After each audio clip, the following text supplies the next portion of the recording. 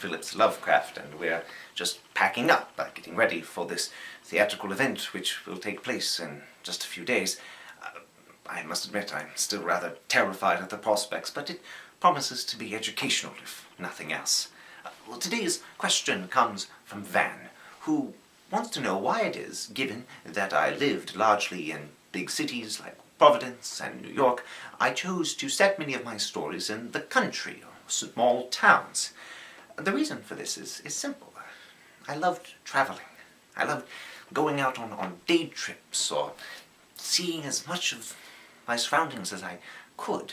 Long walks, taking a bus. There was something about getting out of my immediate environs to inspire me, and there was nothing quite like visiting these old, small, largely seaside towns.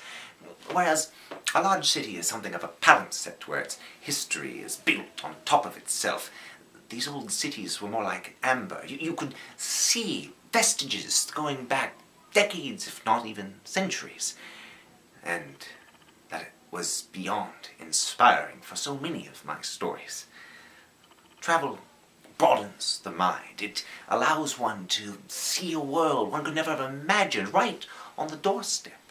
One of my greatest regrets was that I never got to see England or travel outside of North America, but I'm very grateful for what travels I accomplished. Also, writing stories set in the country means I had less people around and could avoid writing dialogue. Never one of my greatest strengths. But I hope that answers your question. As always, I'm Howard Phillips Lovecraft. Thank you.